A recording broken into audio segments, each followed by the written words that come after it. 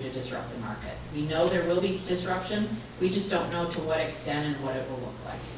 It's really partly up to the board and to the legislature then to, pay very close attention to this. And if they need to make regulatory changes or policy changes to support that, they can. There are also two other provisions in the law.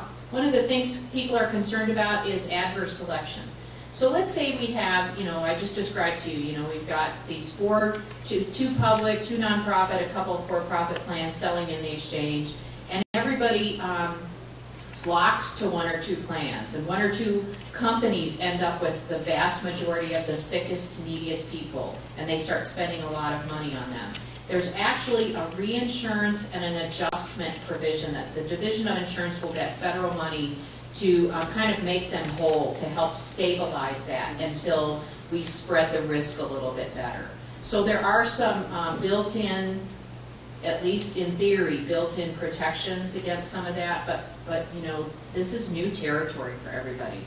We're going to be learning as we go along. You need to tell me when I have to stop, so I'll go ahead and take these last two questions. And okay. All right. What is being done or what is being considered for the influx of undocumented people who are coming into Colorado? It really is an influx, and it's increasing regardless of what people say. It is increasing. So I have no other than personal opinions. What I'm doing has nothing to do with dealing with the immigration laws and what we're doing as a state and what we're doing as a federal government. I can tell you that currently in public programs, undocumented individuals are not eligible for Medicaid or CHIP, and the state is part of one of the things that made the eligibility system so much harder is because people have to prove they are legal residents, and there are only a certain list of documents that they're allowed to use to prove that, and the same will be true with the exchange. None of the programs I've talked about are going to be made available to people who are not legal residents. But still money is being used for the care of undocumented. Well, there are certain federal programs. There's a special amount that Denver Health gets because undocumented people tend to go to, because they're not eligible for any of these other programs, when they do get sick or have an accident, they tend to go to emergency departments, particularly in our case in the large urban area.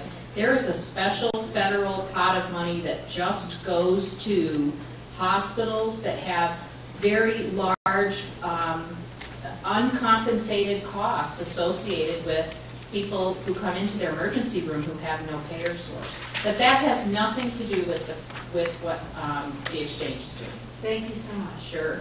Yes, sir. I investigated Medicare, Medicaid fraud and abuse when I was working. You have addressed fraud and abuse by the patients. However, during 20 years of employment, I found that the fraud and abuse was far greater on the provider service side than the user. So my question is, I have two of them. One, what will you be doing in these exchanges to curtail fraud and abuse by providers? And two, will these exchanges cover durable medical equipment?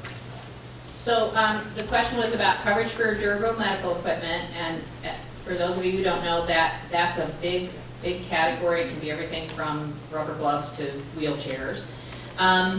And about fraud and abuse. So I don't know the answer to your question about durable medical equipment because, again, the federal government, the Iowa Institute of Medicine, and this big committee of doctors and other experts are working on what should be in the essential benefits package.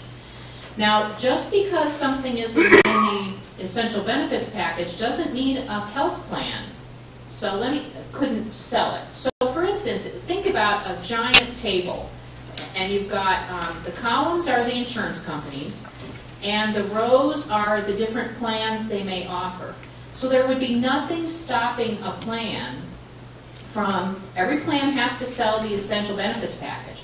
But in order to attract customers and to compete in this marketplace, a plan could add a benefit like DME, for instance, if that's not in the essential benefits package. And they could add other things if they want to be more attractive to certain populations of customers. So you are absolutely right on fraud and abuse. This is true in Medicare and it's true in Medicaid. Yes, there is occasional client fraud and abuse, and states aggressively, when they learn of this, states, or in our case counties do this too, go after the clients, but the money is very much on the provider side, sad to say. And it's not real providers either. It's fake providers. Now it's organized crime. I'm not making this up. It's almost sounds unbelievable. If you want to know anything about Medicare fraud and abuse, just Google Miami, Florida. It is the hotbed of fraud and abuse. The federal government in the past 3 years has been very aggressive. There's a whole new unit.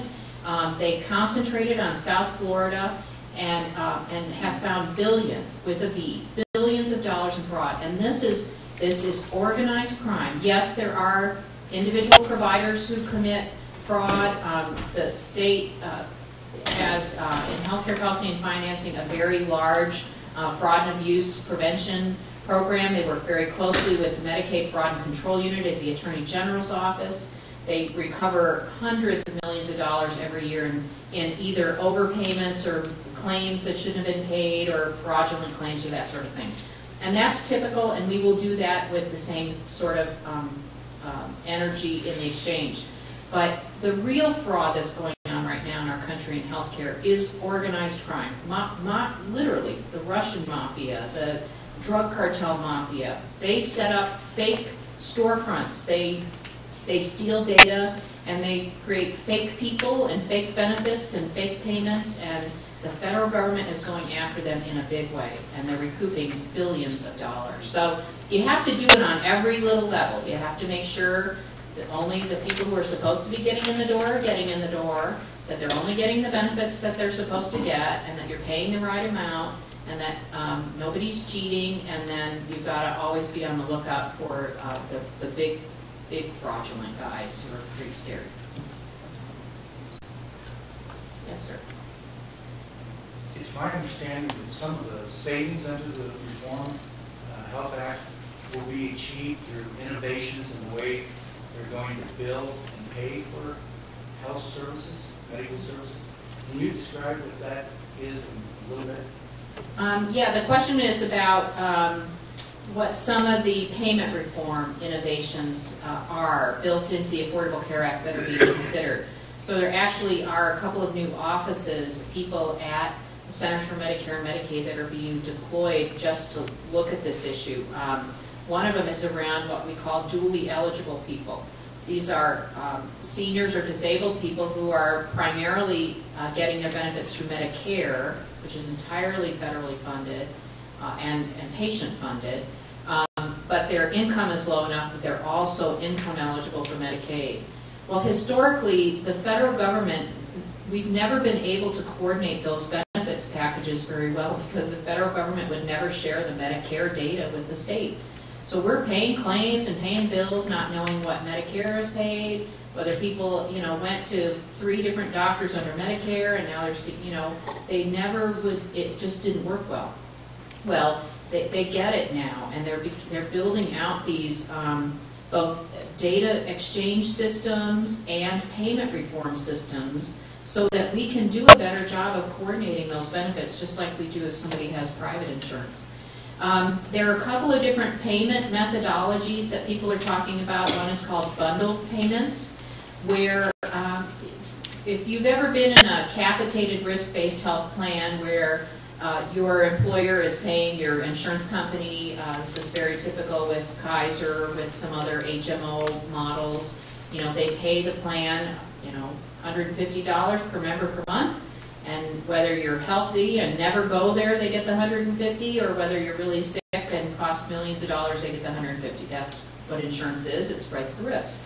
Well, capitated risk-based plans didn't work very well for all populations. So we all had to kind of go back to the drawing board and think about new ways to pay providers. So this notion of bundled payments is one that's being thought about and experimented with, where a group of providers would be paid a set amount of money per a condition. So the example, and I'm not a clinician, but the example that is talked about a lot is bypass surgery. So you're found to need some sort of a treatment. Do you get medical intervention first, you get an angioplasty, or do you get bypass surgery? So you're paying both the physicians and the hospital and the rehab. You're giving a bundle of money that is believed to be enough to treat an average person with this condition from the time they're diagnosed to the time they're completely, fully functional, whatever that definition is. And then those providers have to be smart about which treatments and who does what and who does what when. So we haven't done this before. It's being experimented with, and I think that the Centers for Medicare and Medicaid are going to roll it out in Medicare first with some conditions and see what happens. Accountable care organizations are another new service delivery model and payment model that's being discussed. Again, if you have a lot of clients, like we do in Medicaid and fee-for-service, where they just go wherever they can and find whoever they can to treat them. Instead, we pay, Colorado's doing this on a regional basis. You contract with one entity to cover your Medicaid population in a particular geographic region, and you literally hold that entity accountable for case managing, making sure people get all the care they need, not more, not less. A lot of the waste we have in the healthcare system is, people speculate, is just as much about underutilization. People don't do what their doctors told them to do. They don't finish their prescriptions. They don't fill their prescriptions. They don't follow directions, so they never get better the way we want them to. So, these accountable care organizations are accountable for making sure people get the services they need. They get referrals to other things they need, like food and housing or other social services, and that the accountable care organization is held accountable for reducing the per capita costs and the waste. And then, here's the trick on payment reform, there's gain sharing. If we're going to ask people to behave differently and do things differently, they should have some skin in the game. So an accountable care organization could actually share in some of that savings instead of just doing all the work and not having much motivation to continue to do it better and better over time.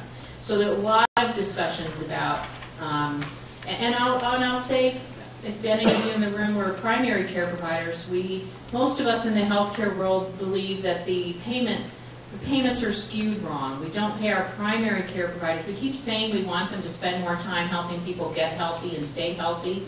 Well, that means we have to pay them to talk. We have to pay them to educate, pay their nurses to educate people and teach people how to be better healthcare consumers, and we don't do that now for the most part. So we have to kind of front load the primary care and early intervention part of the healthcare system so that there are some incentives for people to do that. So lots of discussions. Nothing really, not a lot of things in place yet that have been evaluated, but a lot of good discussion going on. Yes, sir. What's the role of the reinsurance going to be on this? I know, like with the health trust,